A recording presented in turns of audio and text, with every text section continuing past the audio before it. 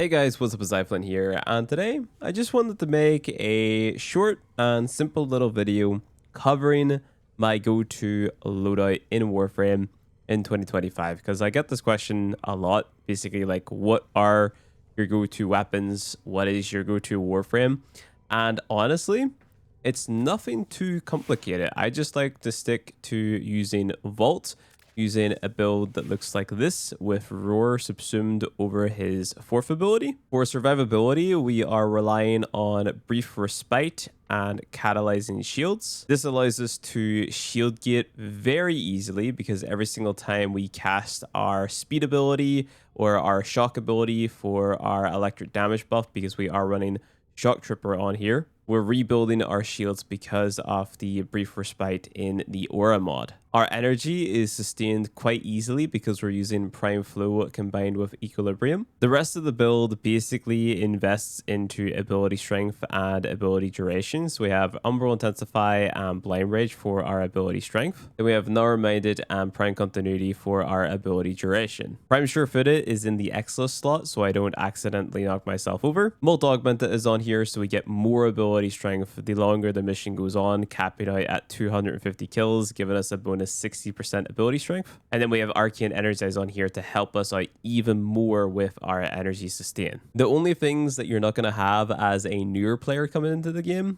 is things like, your maxed out prime mods, so you can swap these for the regular versions, so regular flow and regular continuity. You're not going to have prime sure-footed, so you can swap that out for something like Power Drift, which gives you a little bit of knockback resistance. So if I hover over it, so 30% chance to resist knockdown, it's better than nothing, and you get more ability strength. You might not have a maxed out Molt Augmented, but you will eventually, because you get this from the Holdfast Zarman, and also the Energize might be a sticking point. You can throw basically anything else into the slot. If you don't have the Energize, all it means is that you're going to have a little bit of a tougher time sustaining your energy in missions where, you're going to have to be casting your abilities quite a bit. But I think this build hits a really good balance when it comes to the amount of duration that you get, because you're using both Narrow Minded and Prime Continuity. So you don't have to be casting all of your abilities a lot. So look at the duration of the electric bonus from Shock. So you get 101 seconds. Then on speed, we've got 30 seconds. On Electric Shield, we've got 63 seconds. And then on Roar, we've got 76 seconds. So you're not going to have to cast your abilities a ton with this build once you get them off. If you think the duration is a little bit overkill, what you could do is you could swap out Prime Continuity for Rolling Guard for more survivability. That is if you think that's a problem. If you're comfortable with just shield gating, you're going to be totally fine. In fact, another good arcane for your survivability would actually be Arcane Aegis. This is basically like an automatic shield gate for you, so this is a really nice to have. And that's basically the build. You can tweak this. You could throw on Pillage or something like that if you wanted to take it into like a Void Cascade run, for example. Here's just an example of that build, but we're not going to be talking about this build in this video. We're going to be sticking to this Roar build that I've got on. The entire reason that I gravitate towards this build is simply because it is a speed build where I can buff myself up with a lot of damage from the first ability and the fourth ability. So Vault, because he is an electric based Warframe, his first ability is Shock, and we get an electric damage buff from the Shock Tripper augment. Now this plays very well into one of the most powerful arcanes in the game at the moment, which goes on basically every single melee weapon in the game, Melee Influence. So what this does is on melee electricity status, there's a 20% chance for elemental melee status effects to apply to enemies within 20 meters for 18 seconds. Now what that translates to with just the melee and the Volt buffs looks a little bit like this. So I'm not going to do any priming. I'm simply just meleeing the enemies with the Praetos and with all of Volt's buffs active. And those were level 205 Steel Path Corrupted Heavy Gunners. So you can see all the modifiers here.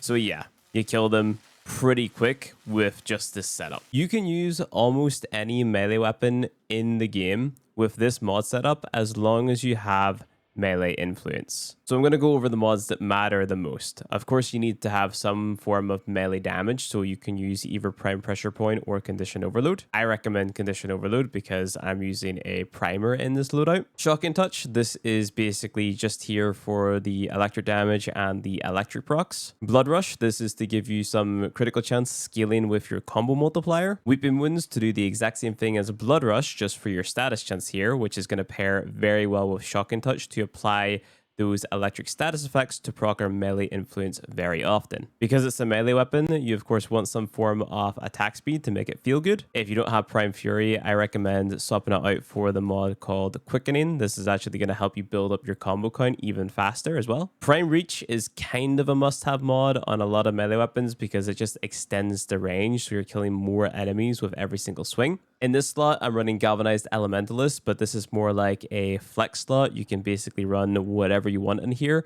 If you wanted to be really min-maxy, a Beam mod, or I think they're called Smite mods on melee weapons, like so. And then, of course, also having Galvanized Steel on here for bonus crit chance and crit damage is a must. So you can apply this build on any melee weapon in the game, implying it doesn't already have a built-in status. So that's an elemental status like heat or toxin as an example. And the melee weapon is just going to kill like I just demonstrated. That's because of the whole combo that we have going on with this melee arcane melee influence. And of course, the buffs that we have coming from Vault. So we have bonus electric damage from the first ability, and then we have even more bonus damage from Roar on the 4. We've got sped up attack speed from Volt's second ability, which is basically like a DPS increase. And that is basically it. Now, some other quality of life things that I do, because I'm using the mod Condition Overload, what that does is we get more melee damage whenever there's more status effects affecting the enemies. What I do is a little bit overkill. I run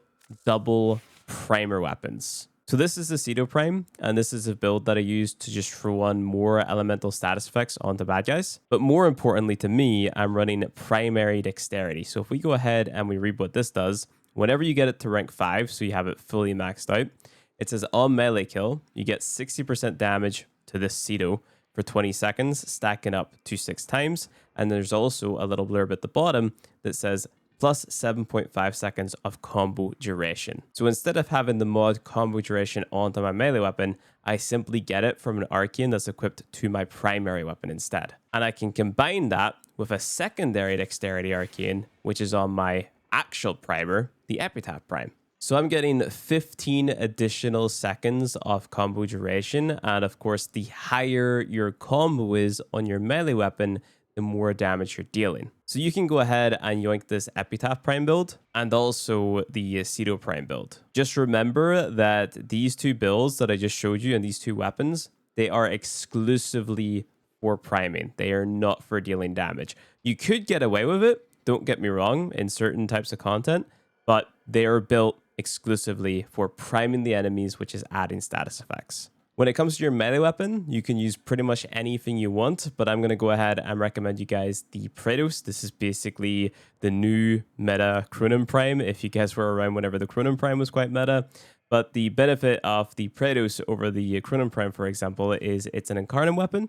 So you get these cool evolutions. This one especially is my favorite because you get more parkour velocity, meaning you're going to speed things up. So yeah, all these incarnate evolutions are really cool. So this is what I'd recommend if you want to speedrun content like exterminate bounties, for example.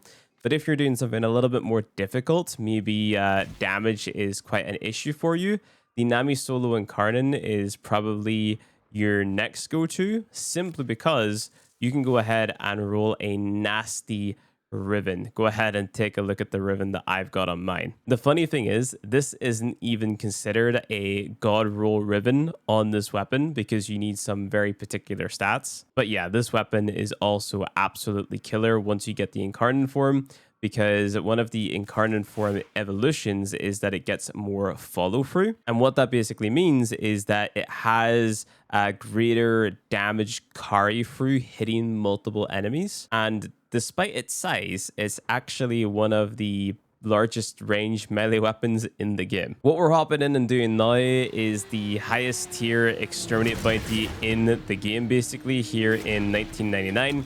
Just wanted to jump in and show you how effortlessly we can get this done. So you just whip out your melee weapon of choice.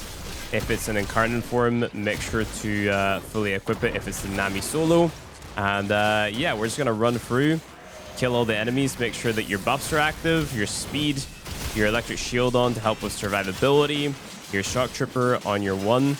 So what I recommend doing is literally just look at the minimap, run towards the red Doritos, and just hold down E. That's all you gotta do, and you're gonna kill everything with this build. Now, if you're using a weapon that maybe isn't the Nami solo or isn't an incarnate melee, well, you might have to prime the enemies with the Epitaph or the Cedo, depending on which one you prefer. But you'll also notice down in the bottom right-hand corner that my combo doesn't go down super fast. So the actual combo counter or the cooldown, whatever, the timer, is that little gray bar that you see under the 4 times. And you can see how slowly that goes down whenever I'm not actually hitting an enemy. The only annoying thing about this build to me is the fact that you have to like place down the electric shield and then interact with it to pick it up. I wish we turned that into like a, you know, tap hold ability where we can like hold it down to just place it on our vault. But, you know, a man can dream. I can wish that that can happen at some point. And I guess I didn't really pick the best tile set in the world to demonstrate this because the underground's a little bit maze-like and enemies spawn split up and all that stuff. It's not ideal, but even still, we've only been in here for 2 minutes. And the real reason that I wanted to show this off is because I would talk to players about, you know, doing their daily standing whenever an exterminate bounty is up. And they would act as if it's a chore. And it kind of is, don't get me wrong. But for all the time that it takes and all the effort that it takes, it's quite easy. We're done. 2 minutes 30. 4,200 endo. Nice. But yeah, guys, that's basically it. That is my go-to loadout in Warframe. This is the loadout that I use for pretty much everything in the game, bar maybe Archon hunts. But yeah, I'm pretty sure I could even take this into an Archon hunt with like a burst in prime as my primary, for example, and kill the Archon very easy. So my next video is going to be like a should you get into Warframe in 2025 style video where we just talk about our thoughts and feelings about the current state of Warframe before TennoCon 2025. So whenever that's done, it'll be on the screen now for you guys to click on and watch. Like this video if you liked it, subscribe for more Warframe content, and I'll see you guys in the next one.